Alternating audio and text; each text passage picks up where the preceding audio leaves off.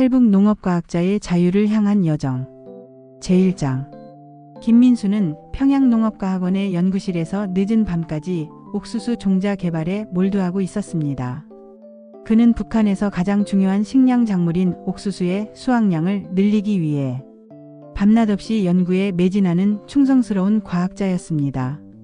하지만 최근 들어 그의 마음속에는 깊은 의문이 자리 잡기 시작했습니다.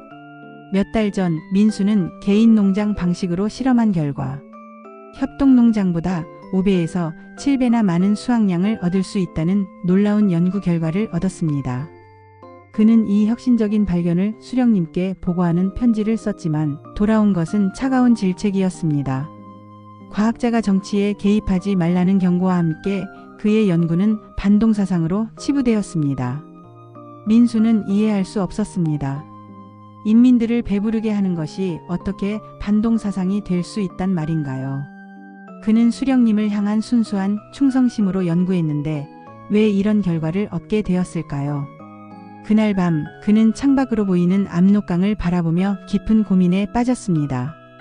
강 건너편 중국 땅에서는 옥수수가 무성하게 자라고 있는 것이 보였지만 북한 쪽은 잡초에 뒤덮여 있었습니다. 그때까지 민수는 체제에 대한 의심을 품어본 적이 없었습니다. 하지만 과학자로서의 객관적 관찰력은 그에게 불편한 진실을 보여주기 시작했습니다. 같은 땅, 같은 기후인데 왜 이런 차이가 날까요? 그는 자신의 연구가 옳다는 확신이 있었지만 그것을 인정하지 않는 체제에 대해 처음으로 의문을 품기 시작했습니다. 제2장. 1994년 어느 추운 겨울밤 민수는 마침내 결심을 굳혔습니다. 그는 몇 달 동안 신중하게 계획을 세웠습니다. 가족들에게는 출장을 간다고 했고 실종된 것처럼 보이게 하여 가족들이 연좌제의 피해를 받지 않도록 했습니다. 압록강 변에서 연구 업무를 하던 그에게는 국경 지역의 지리가 익숙했습니다. 그날 밤 민수는 두꺼운 외투를 입고 작은 배낭만 메고 집을 나섰습니다. 압록강까지 가는 길은 험난했습니다. 국경 경비대의 순찰을 피해 조심스럽게 움직여야 했고 얼어붙은 강바닥의 얼음 두께를 확인하며 한 걸음씩 나아갔습니다. 강물 소리만이 적막한 밤을 깨뜨렸고 그의 심장박동은 점점 빨라졌습니다. 강을 건너는 과정은 생각보다 위험했습니다. 얼음이 생각보다 얇은 곳이 있어서 물에 빠질 뻔하기도 했고 중간쯤에서 경비대의 불빛이 보여 한동안 숨어 있어야 했습니다. 추위는 뼛속까지 파고들었지만 자유를 향한 열망이 그를 지탱해 주었습니다. 마침내 중국 땅에 발을 디딘 순간 민수는 복잡한 감정에 휩싸였습니다.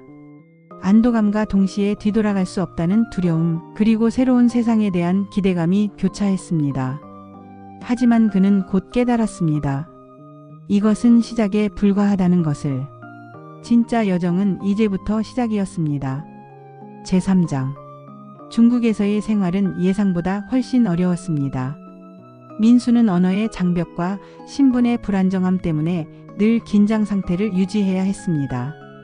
다행히 조선족 동포들의 도움을 받아 작은 농장에서 일하며 숨어 지낼 수 있었지만 언제 발각될지 모르는 불안감은 항상 그를 따라다녔습니다. 그러나 중국에서의 경험은 민수에게 큰 충격을 안겨주었습니다. 북한에서보다 못 산다고 배웠던 중국이 실제로는 북한보다 훨씬 잘 살고 있었던 것입니다. 농민들이 개인적으로 농사를 지으며 자유롭게 생산물을 팔 수 있는 것을 보고 그는 자신의 연구가 옳았다는 확신을 더욱 굳혔습니다. 어느 날 민수는 실수로 중국 공안에게 붙잡히고 말았습니다.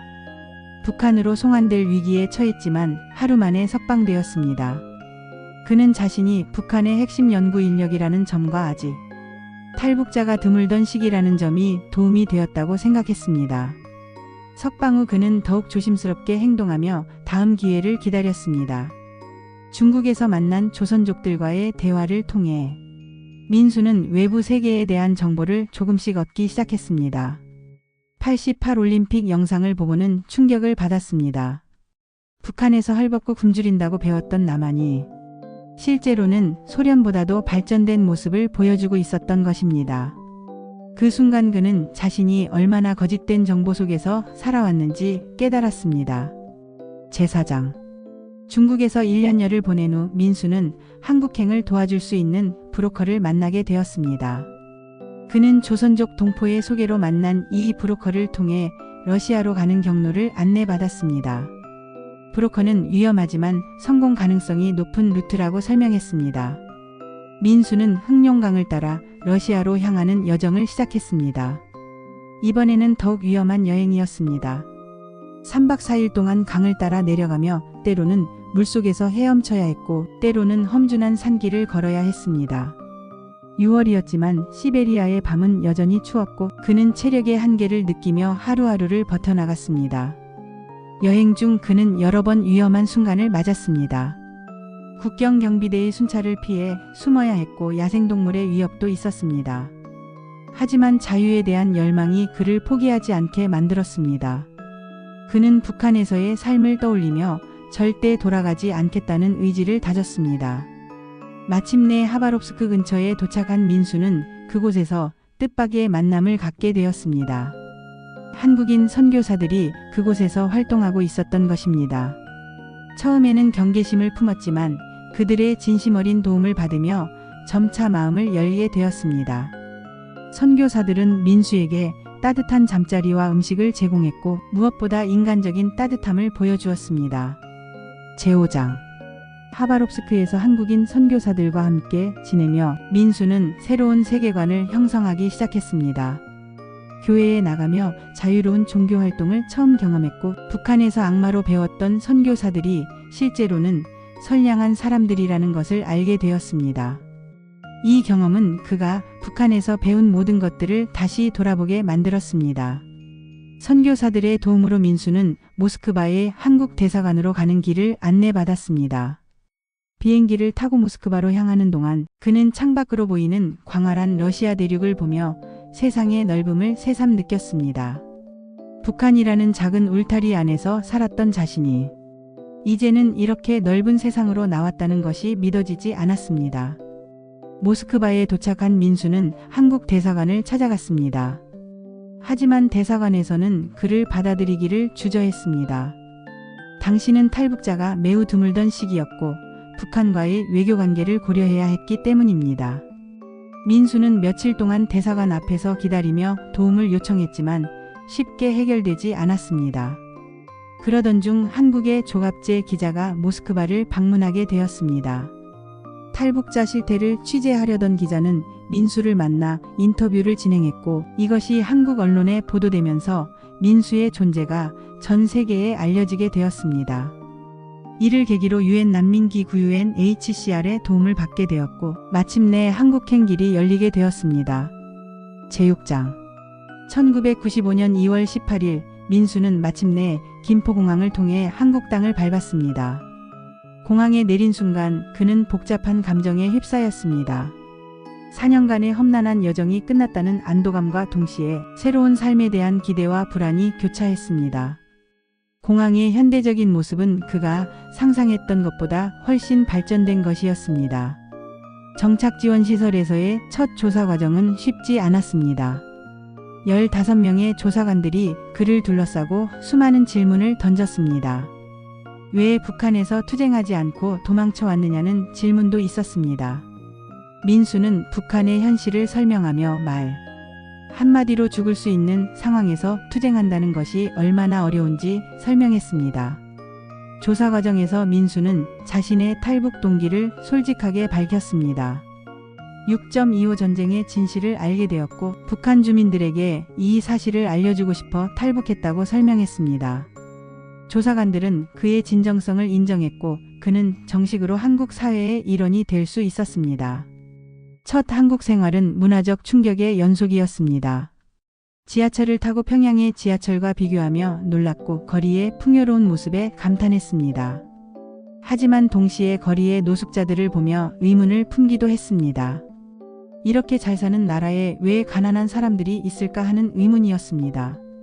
점차 자본주의 사회의 복잡함을 이해하게 되었습니다. 제7장 한국에서의 첫 1년은 적응의 연속이었습니다. 민수는 노원구 중계동에 정착하며 새로운 삶을 시작했습니다. 가장 어려웠던 것은 기술적 격차였습니다. 북한에서는 컴퓨터를 접해본 적이 없었는데 한국에서는 초등학생도 컴퓨터를 다루고 있었습니다. 그는 자신이 초등학생보다 못하다는 겸손한 마음으로 하나하나 배워나갔습니다. 직업전문학교에서 제공하는 프로그램을 통해 기초적인 기술들을 익혔습니다. 운전면허를 따고 컴퓨터를 배우고 한국 사회의 시스템을 이해해 나갔습니다. 농업과학자로서의 전문성은 있었지만 그것만으로는 한국 사회에서 살아가기 어렵다는 것을 깨달았습니다. 모든 것을 처음부터 다시 시작한다는 마음으로 공부에 매진했습니다. 언어적 어려움도 있었습니다. 같은 한국어를 사용하지만 억양과 어휘의 차이로 인해 의사소통에 어려움을 겪었습니다. 특히 젊은 층들이 사용하는 신조어나 외래어에 익숙하지 않아 소외감을 느끼기도 했습니다. 하지만 그는 포기하지 않고 꾸준히 노력했습니다. 경제적 어려움도 만만치 않았습니다. 정착금으로는 한계가 있었고 취업시장에서 탈북자에 대한 편견을 경험하기도 했습니다. 하지만 민수는 이런 어려움들을 성장의 기회로 받아들였습니다. 북한에서의 고난에 비하면 이 정도는 충분히 극복할 수 있다고 생각했습니다. 그는 점차 한국 사회에 적응해 나가며 자신만의 자리를 찾아갔습니다. 제8장 정착 2년차가 되면서 민수는 안정된 생활을 찾기 시작했습니다. 그는 자신의 경험을 바탕으로 북한 인권운동에 참여하게 되었습니다. 북한인권시민연합에 참여하며 동료 탈북자들과 함께 북한의 실상을 알리는 활동을 시작했습니다. 이는 그에게 새로운 사명감을 안겨주었습니다. 민수가 가장 중요하게 생각한 것은 대북 전단 활동이었습니다. 그는 자신이 삐라를 보고 진실을 깨달았던 경험을 바탕으로 북한 주민들에게 외부 정보를 전달하는 것이 통일의 첫걸음이라고 믿었습니다. 그는 풍선을 이용한 전단 발송 기술을 연구하기 시작했고 마침내 특허까지 취득하게 되었습니다. 이 과정에서 그는 많은 비판과 위협을 받기도 했습니다.